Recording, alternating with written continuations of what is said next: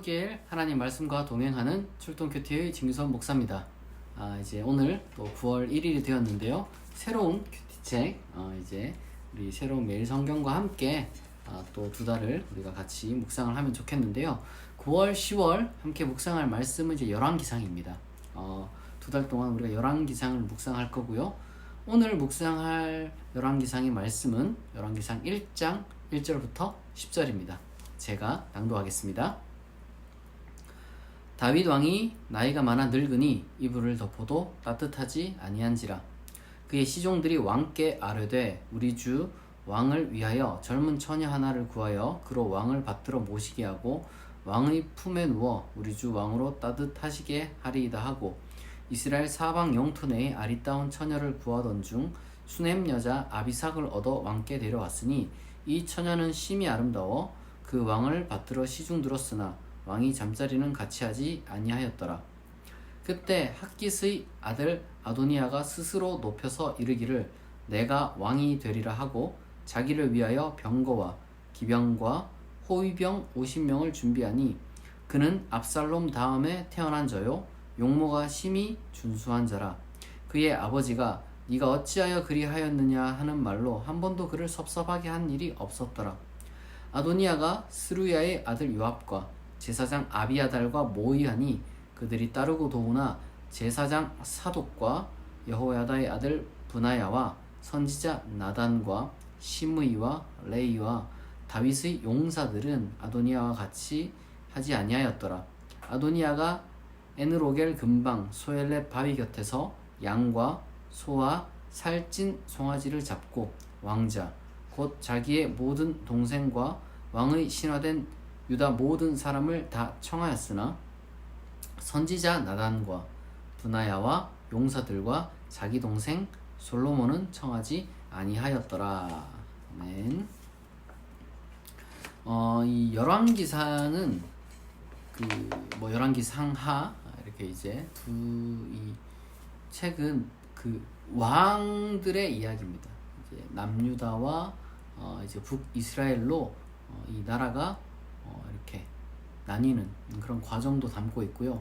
사실 솔로몬 이야기로 해서 지금 솔로몬 이야기가 이제 곧 등장하겠지만 솔로몬 이야기로 시작해서 이제 남북이 갈라지고 그 다음에 그 소위 말해서 이 왕들이 어떻게 이제 하나님 앞에서 과연 잘 했는지 못했는지를 쭉 다루는 그러한 이야기입니다. 사실 열왕기상에서 우리가 썩 그렇게 모범적으로 볼 만한 왕은 뭐 거의 없다고 보시면 되고 심지어 우리는 솔로몬조차도 어떻게 평가해야 될지 좀 쉽지 않은 그러한 내용입니다. 사실 열왕기상을 우리가 읽으면서 인간의 어떤 그 모범 이런 것들 좀 찾으려고 하면은 거의 찾기가 힘들고요. 그나마 역설적으로 왕들에게서 뭔가 우리를 찾는다기보다는 선지자들, 특별히 이제 엘리야와 엘리사 이야기가 굉장히 나오고 있는데 그런 이야기들을 우리가 통해서 확인할 수가 있고 결국에는 사실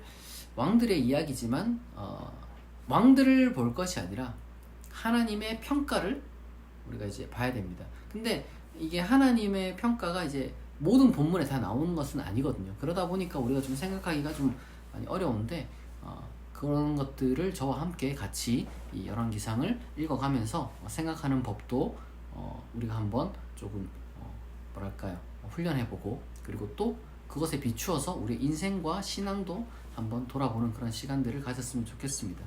우선 첫 번째로 이제 다윗 왕이 이제 늙어서 이제 죽어가는 그러한 그 내용이 이제 서술되는데요. 다윗이 참 구약 인물 통틀어서 가장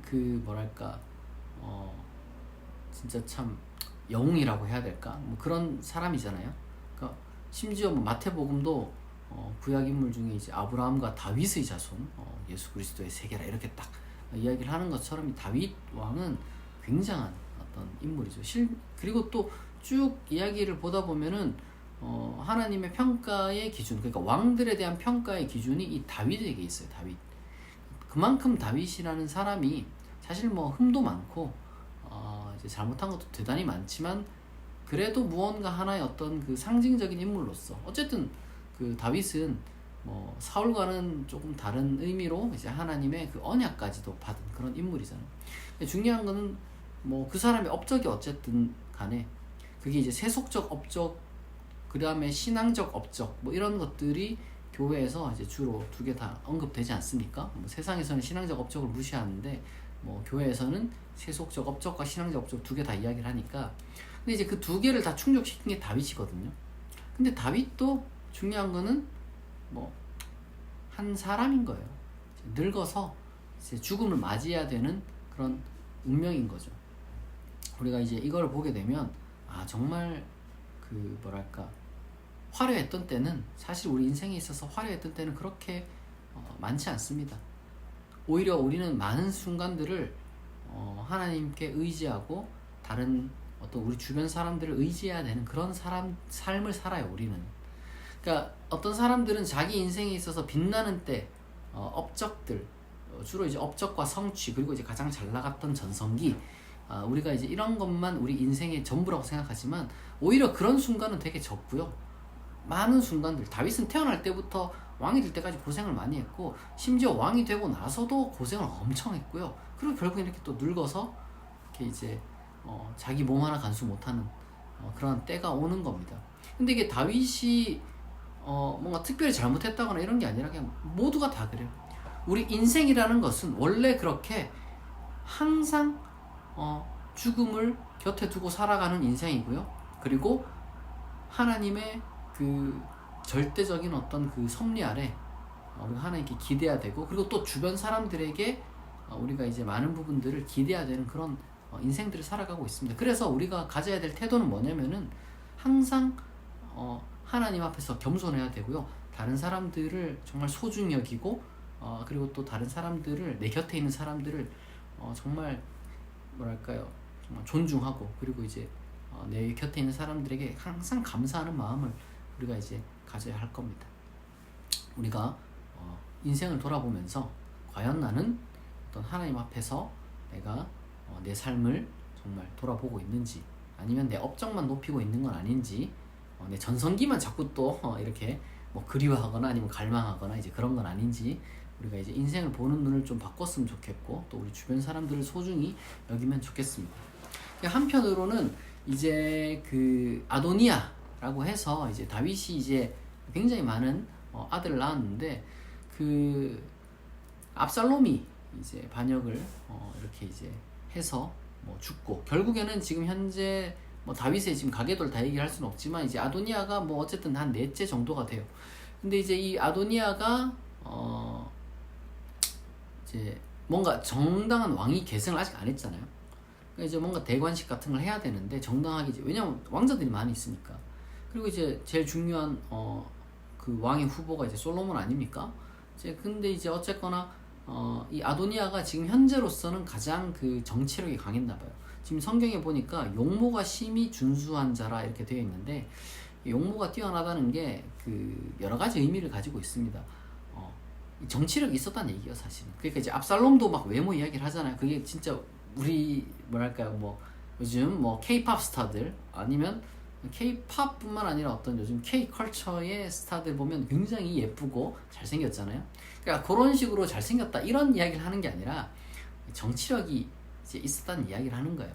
그러니까 중요한 거는 이제 이 아도니아가 이 얼마나 정치력이 있었는지, 정말 결국에는 다 아도니아 편을 들었어요. 그리고 사람들이 생각했을 때 아도니아가 다윗에 이어서 이제 왕이 되겠구나라고 생각을 했던 것 같아요. 그러니까 이제 다 따라갔죠.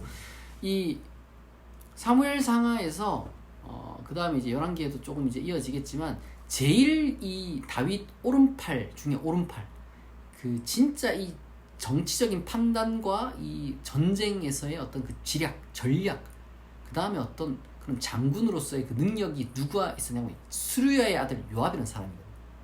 그러니까 성경에 보면 다윗을 항상 이렇게 승리로 이끈 굉장한 이 장군이 있습니다. 그 사람이 바로 스루야의 아들 요압인데, 이 요압이 누구 편에 붙었냐 그러면 아도니아 편에 딱 붙은 거예요. 그러니까 이게 우리가 봤을 때는 그냥 평범한 그 정치 서사라고 해야 될까요? 이제 삼국지 같은 걸 우리가 만약에 이제 본다. 아니면 뭐 조선왕조실록 같은 걸 본다. 그러면은 이제 그냥 이제 이 아도니아가 그냥 이제 정치력이 있어가지고 이 다윗 왕을 이어서 이제 두 번째 왕이 되려나 보다 이렇게 생각을 할 수가 있는 거예요. 그런데 지금 보니까 다음 내용을 우리가 이제 기대할 수 있도록 지금 현재 이제 어디서 끊겼냐 그러면 자기 동생 솔로몬 그리고 선지자 나단 그리고 이제 다윗의 용사들은 안 불렀다. 그러니까 실질적으로 진짜 다윗의 뜻을 계승할 사람은 아도니아가 아니라는 거죠. 다윗이 여러분 잘나서 다윗을 계승해야 되는 게 아니라 다윗은 하나님과 언약을 맺었기 때문에 다윗을 계승해야 되는 거거든요. 근데 우리는 항상 어떤 것을 이제 판단할 때 그 참 사람이라는 게 이 정신을 이을 것인가 아니면은 그 정치력을 이을 것인가 이 기로에 우리가 서게 되어 있습니다. 그 눈에 보이지 않으니까 이제 정신이라거나 어떤 이념이라거나 이런 것들, 신념이라거나 이런 것들. 그러니까 눈에 보이는 게 정치력이잖아요. 사람을 얼마나 모을 수가 있고 얼마나 많은 어떤 그 소위 말해서 재력과 이때는 뭐 재력보다는 이제 군사력이죠. 이런 것들을 동원할 수가 있고 이제 근데 뭐 그에 비해서 솔로몬은 뭐 그렇진 않았던 것 같은데 그러나 우리가 선지자 나단이 어떤 사람입니까? 이 아도니아가 부르지 않은 그 선지자 나단은 다윗을 올바른 길로 인도한 사람이란 말이에요. 그러니까 지금 현재 많은 사람들이 이제 이런 기로에 설 때가 있습니다. 우리가 이제 세속적인 차원에서도 그렇고 신앙적인 차원에서도 그렇고 어떤 그 선택을 하고 어느 편에 설 건지 우리가 판단해야 될 때가 있는데요. 참 쉽지는 않겠지만 성경은 이 물질적인 것보다 이 영적인 것을 택하라고 지금 은연중에 이야기를 하고 있는 겁니다. 사람이 물질적인 거 택하기가 너무 쉬워요. 그렇잖아요. 뭐 사회적으로도 아주 뭐 예를 들면 뭐 그런 게 있고 그다음에 어떤 그 인맥도 있고 그다음에 뭐 돈도 있고 이런 게 있는 사람이 좋지 그런 게 없는 사람은 좀 초라해 보이잖아요. 그러나 하나님은 물질적인 것을 보지 말고 영적인 것을 보라고 지금 암시를 주고 계시는 겁니다. 다윗의 인격이나 이런 게 대단해서가 아니라 하나님의 언약을 계승할 자가 누구인가 보라는 거예요. 저는 우리가 그 신념이라거나 아니면 신앙이라거나 이런 것들 보이지 않잖아요. 사실 눈에 안 보여요. 그러나 그걸 보려고 노력을 해야 될 것 같습니다. 그리고 물질적인 것에 현혹되지 않도록 우리가 노력해야 될 것 같아요. 아도니아 보세요. 뭐 용모도 멋있었다 그러잖아요. 정치력을 의미하는 거지만 실제로 뭐 멋있었겠죠. 그러나 여러분 진짜 중요한 거는 눈에 보이지 않는 것을 보는 겁니다. 저는 우리 이 큐티를 함께 보시는 분들이 어떤 경우가 있을지 모르겠지만 어떤 중요한 선택의 기로에 있을 때 여러분들이 물질적인 것도 중요합니다. 이게 중요하지 않다는 게 아니에요. 그러나 만약에 이 어떤 신념이라든지 어떤 그 영적인 부분에 있어서 좀 뭐랄까 더 옳은 곳이 있다면 거기를 선택하기를 저는 권면하겠습니다. 우리가 오늘 말씀 생각하면서 같이 기도하겠습니다. 하나님, 오늘부터 열왕기상을 묵상합니다. 열 왕들에 대해서 하나님께서 내리신 판단을 우리가 따라갈 수 있게 없어서 또한 오늘 말씀한 그 묵상을 따라서 우리가 항상 인생을 하나님의 관점에서 비추어 볼 수 있는 자 되게 하시고 그리고 물질보다 영적인 것을 따르는 우리가 되게 하옵소서. 감사드리며 살아계신 예수 그리스도의 이름으로 기도합니다. 아멘. 여러분 참 시간 빨리 갑니다. 9월이 시작되었는데요. 9월 한 달간 항상 좋은 일만 가득하고 여러분들의 기도 제목이 응답되고 형통한 나날들이 이어지기를 축복합니다. 오늘 출동 큐티 여기서 마치겠습니다. 내일 아침 6시에 다시 만나겠습니다.